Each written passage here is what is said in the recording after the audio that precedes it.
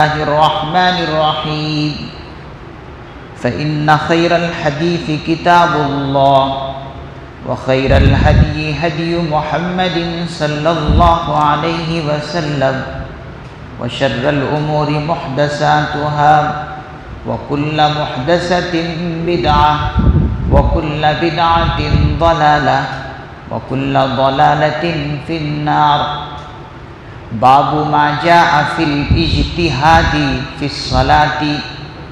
حدثنا قتيبة وبشر بن معاذ قال حدثنا أبو عوانة عن زياد بن علاقة عن المغيرة بن شعبة قال صلى الله عليه وسلم صلى رسول الله صلى الله عليه وسلم حتى فتحت قدماه فقيل له أتتكلف هذا وقد غفر لك ما تقدم من ذنبك وما تأخر قال أفلا أكون عبدا شكورا.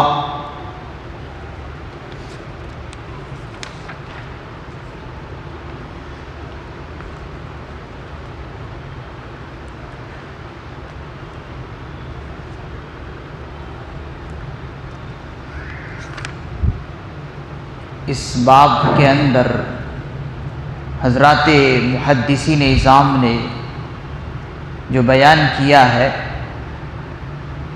وہ بہت ہی اہم ہے، بہت ہی قابل توجہ ہے. پہلے اس کا ترجمہ سنیں کہ خلاصہ کائنات محبوب رب العالمین صلی اللہ علیہ وسلم تہجد بہت طویل پڑھتے تھے، اتنے طویل کہ ہمارے لیے ان کا تصور مشکل ہے. تو آپ سے پوچھا گیا کہ آپ اتنی لمبی نماز کیوں پڑھتے ہیں، اتنی مشقت کیوں برداشت کرتے ہیں، جبکہ اللہ تعالیٰ نے قرآن کریم میں آپ کے اگلے پچھلے تمام گناہوں کی بخشش کا اعلان فرما دیا ہے. تو آپ صلی اللہ علیہ وسلم نے فرمایا تو کیا میں شکر گزار بندہ نہ بنوں، کیا میں شکر گزار بندہ نہ بنوں. تو اس باب کے اندر شارحین حدیث فرماتے ہیں کہ تہجد کی نماز کی فضیلت اور تہجد حضور علیہ الصلوۃ والسلام کتنی محنت سے پڑھتے تھے اس کا بیان. حضرات محدثین نظام نے لکھا ہے اور یہاں پر خود موجود ہے کہ محبوب رب العالمین صلی اللہ علیہ وسلم بہت طویل تہجد کی نماز ادا فرماتے تھے. ایک ایک رکعت میں پوری سورہ بقرہ، سورہ بقرہ قرآن کریم کی پہلی سورہ ہے، تقریباً 2.5 پارے سے اوپر ہے یہ سورہ بقرہ. تو پوری سورہ بقرہ ایک رکعت میں، اور صرف سورہ بقرہ ہی نہیں، سورہ آل عمران بھی جو اس کے فوراً بعد سورہ آل عمران آتا اسے بھی پڑھتے. سورہ نساء 4 پارے میں ہے اسے بھی پڑھتے.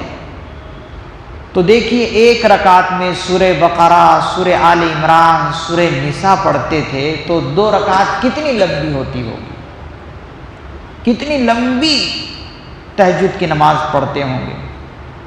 تو اسی لیے فرماتے ہیں کہ آپ اخیر سال تک، زندگی کے آخری سال تک آپ تہجد کی نماز کی پابندی کرتے رہے اور کھڑے ہو کر پڑھتے تھے. اگر بہت زیادہ تھک جاتے تو کبھی بیٹھ جاتے تھے نماز میں اور کبھی کھڑے ہو جاتے تھے نماز میں ہی.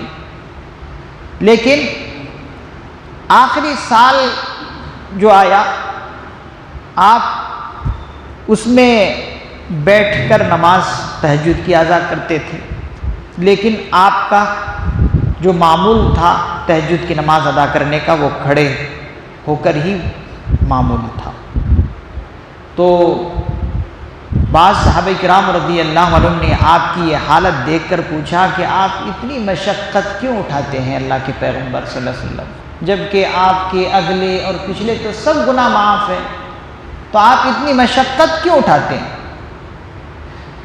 تو حضور علیہ الصلوۃ والسلام نے فرمایا افلا اکون عبدا شکورا، کیا میں شکر گزار بندہ نہ بنوں؟ اللہ نے مجھے نبوت عطا فرمائی، اللہ نے مجھے سارے نبیوں کا امام بنایا، ساری کائنات کا امام بنایا، خلاصہ کائنات ہی مجھے قرار دے دیا اللہ نے، تو میں کیا شکر گزار نہ بنوں؟ تم لوگ شکر ادا نہیں کرتے، کیا میں بھی ویسے ہی بن جاؤں؟ اور پھر محدث نظام فرماتے ہیں یہ جواب حضور نے اس لیے دیا کہ یہ آپ کی عبادت اور آپ کا یہ طریقہ ہی امتیاز اور عظمت کو ظاہر کرتا ہے آپ کی، کہ آپ کتنے بڑے اللہ کے چہیتے بندے ہیں، یہی تو امتیاز ہے دوسرے انسانوں میں اور آپ میں، اسی لیے حضور نے یہ جواب دیا۔ اب یہاں پر ایک بات سمجھنے کا یہ ہے کہ کوئی اعتراض کر سکتا ہے کہ حضور نے یہاں پر کیوں فرمایا؟ حضور کے بارے میں اللہ تعالیٰ نے ایک مقام پر فرمایا کہ آپ کے اگلے پچھلے تمام گناہ معاف ہے نا؟ سورہ فتح کے اندر ہے انا فتحنا لک فتحا مبینا لیغفر لک اللہ ما تقدم من ذنبک وما تأخر، کہ آپ کے اگلے اور پچھلے تمام گناہ معاف ہے۔ تو یہاں پر حضور کے لیے یہ خاص کیوں کیا گیا جبکہ دیگر انبیاء علیہ الصلوۃ والسلام بھی گناہوں سے معصوم ہیں؟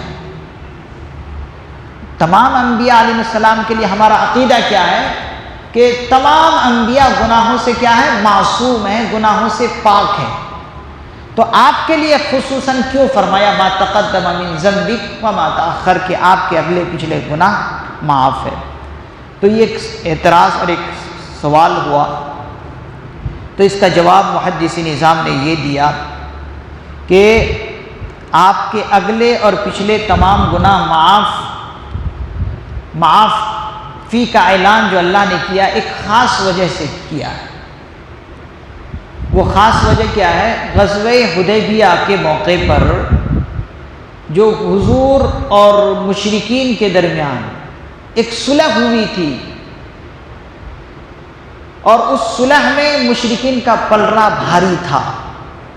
معلوم ہے کہ غزوہ حدیبیہ کے موقع پر مسلمانوں میں اور مشرکین مکہ میں ایک صلح ہوئی تھی کہ 10 سال تک جنگ جدال نہیں کریں گے، اس سال جو ہے تم عمرہ نہیں کر سکتے، بعد میں اگلے سال آ کر کرنا، یہ ایک صلح ہوئی تھی۔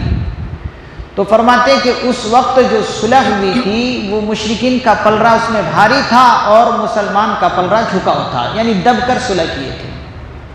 تو حضرت عمر رضی اللہ عنہ کو یہ ناگواری تھی، پریشان تھے، تو فرماتے ہیں کہ کبھی حضرت صلی اللہ علیہ وسلم کے پاس حضرت عمر رضی اللہ عنہ جاتے اور کہتے کہ اللہ کے رسول صلی اللہ علیہ وسلم کیا ہم حق پر نہیں ہیں؟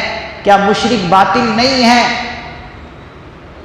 تو حضرت عمر حضور کے پاس یہ جا کر کہتے، تو کبھی حضرت عمر رضی اللہ عنہ حضور کے پاس جاتے، کبھی صدیق اکبر رضی اللہ عنہ کے پاس جاتے اور یہی عرض کرتے کہ ہم حق پر نہیں ہیں اور یہ مشرک باطل پر نہیں ہیں، اگر ہیں تو کیوں ہم دب کر صلح کر رہے ہیں؟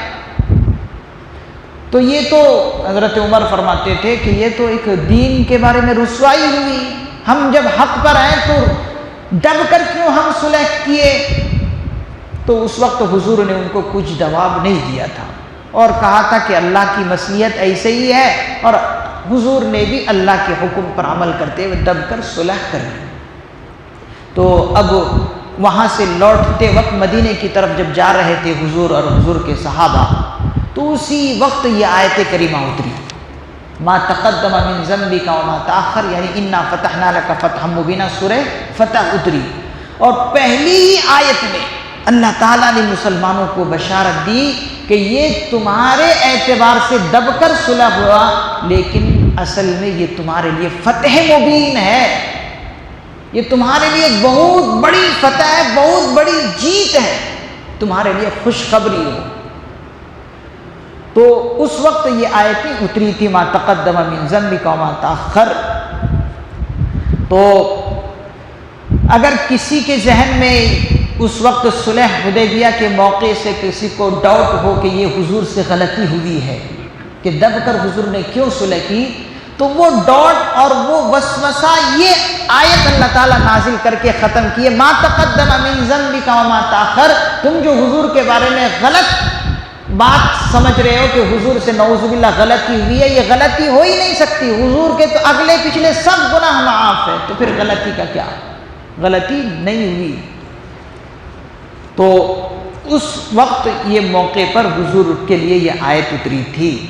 اسی لیے کوئی یہ نہ کہے کہ تمام صحابہ جب معصوم ہیں تو حضور کے لیے یہ کیوں خاص کیا گیا، معصوم تو سچ میں ہے، لیکن ان کے لیے یہ جملہ کہنے کے لیے کوئی ضرورت نہیں تھی، اللہ کو دوسرے نبیوں کے لیے یہ جملہ کہنے کی ضرورت پیش آئی نہیں، حضور کے لیے پیش آئی، اسی لیے ما تقدم من ذنبک کہا کہ حضور کو الگ کیوں کہ یہ ضرورت پیش آئی تھی، اس لیے اللہ نے یہ جملہ کہا تھا۔ تو دوسرے نبی پر بھی کوئی گناہ اور عصمت کی بات نہیں آ سکتی، وہ بھی معصوم ہے اور حضور بھی گناہوں سے معصوم ہے۔ تو یہاں پر ایک بات سمجھ میں آئی کہ تہجد کی نماز پڑھنی چاہیے۔ جب حضور اتنی لمبی لمبی تہجد کی نماز پڑھ رہے تھے تو وجہ کیا ہے؟ اب وہ وجہ دوسرے مقام پر حضرات محدثین اعظام نے فرمایا، وجہ یہ ہے، حضور نے فرمایا دوسرے موقع پر کہ اگر دیکھو تمہارے فرض میں کوئی کمی ہو، تمہارے فرض میں اگر کوئی کمی ہوتی ہے، مثال کے طور پر فرض نماز ہم نے مغرب کی ادا کی، اگر نعوذ باللہ یا کوئی کسی وجہ سے ہماری مغرب کی فرض نماز ادا کرنے میں کوئی کوتاہی ہوئی، تو کل قیامت کے دن ان فرضوں کی کوتاہی اور کمی کو اللہ تعالیٰ نفلوں سے پورا کریں گے۔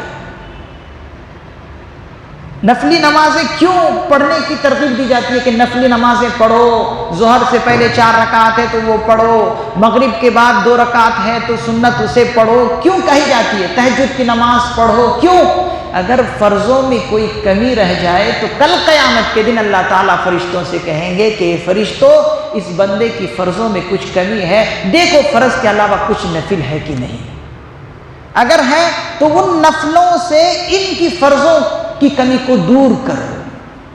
تو اسی لیے نفلوں کی تاکید آئی ہے، اس لیے حضور اتنی لمبی تہجد کی نماز پڑھتے تھے کہ اگر میرے فرض ادا کرنے میں کوئی کمی آئے تو کل قیامت کے دن میری نفلوں سے اللہ تعالیٰ میری فرض کی کمی کو دور کریں گے۔ سبحان اللہ، کتنی بڑی بات ہے۔ تو ہم نفلی نمازیں تو پڑھتے ہیں، فرض نمازوں کی اگر تکمیل اور اس کے کمی کو نفلی نمازوں سے ادا کریں گے اللہ تعالیٰ، یہ بہت اچھی چیز ہے، ہم کرتے ہیں، لیکن اس کے ساتھ ایک اور چیز ہمیں کرنے کی ضرورت ہے۔ ہم نفلی نمازوں کے ذریعے سے فرض نمازوں کی کمی کو دور کرتے ہیں نا، اگر ادا کرتے ہیں نفلی نمازیں، تو اسی طریقے سے ہمارا نظریہ اور ہمارا خیال یہ بھی ہونا چاہیے کہ فرض صرف نمازیں تو نہیں ہے، روزے بھی فرض ہے، زکوٰۃ بھی فرض ہے، تو ہم نفلی روزے کیوں نہیں رکھتے؟ بھائی فرض روزے ہم رمضان میں رکھ کے آئے، ہو سکتا ہے اس کے اندر کمی بیشی ہوئی ہو، تو اللہ کے پیغمبر نے فرمایا کہ نفلی روزے بھی رکھو۔ انسان زکوٰۃ دیتا ہے، فرض ہے، اب اس کے اندر ہو سکتا ہے کمی ہو، تو زکوٰۃ میں جو فرض ہے اس کے اندر کمی ہو تو وہ کیسے کمی دور ہو؟ تو علماء کرام فرماتے ہیں کہ صدقات ہر دن دیا کرو، روزے نفلی روزے رکھا کرو، کم از کم ہر دن نہیں ہوتا تو ہفتے میں 2 روزے رکھ لیا کرو، پیر اور جمعرات کا رکھ لیا کرو، اگر ہر ہفتہ نہیں ہوتا مہینے میں 3 روزے رکھ لو، تاکہ اگر ان فرضوں میں کوئی کمی بیشی رہ جائے تو کل اللہ تعالیٰ ہماری نفلوں کے ذریعے سے اسے پوری کر سکے۔ یہ بہت امپورٹنٹ بات جو ابھی آپ حضرات کی خدمت میں نے رکھی ہے، اللہ تعالیٰ سے دعا ہے کہ اللہ تعالیٰ ہمیں ان تمام باتوں پر عمل کرنے کی توفیق عطا فرمائے۔ آمین. سبحان اللہ و بحمدہ سبحانک اللہم و بحمدک ونشہد ان لا الہ الا انت ونستغفرک ونتوب الیک. سبحان ربک رب العزت عما یصفون وسلام علی المرسلین والحمد للہ رب